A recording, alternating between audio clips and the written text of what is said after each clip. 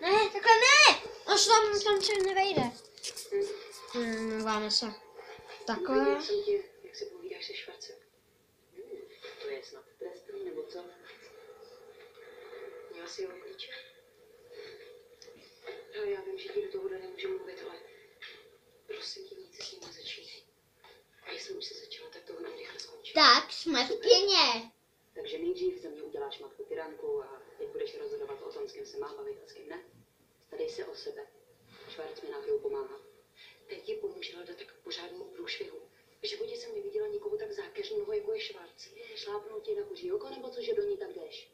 Pro mě a pro Deníka se může přetrhnout. Tady přece nejde o mě. Každý člověk ve špitále ti řekne, že Švarc je svině a podrazák a že se budou držet dál. To asi bude vše, protože Ne, ale... samozřejmě jinak se nám to nevejde. Tak Počkejte.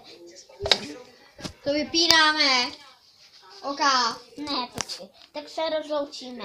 Ale nebojte, bude zase další videa. Ale až po chvilce. Ale Justína zoufalá se na to určitě koukne. Hlásí se tady amigos, Vojher a super. Tak čus bus. Dělej Vojtěchu, pojď.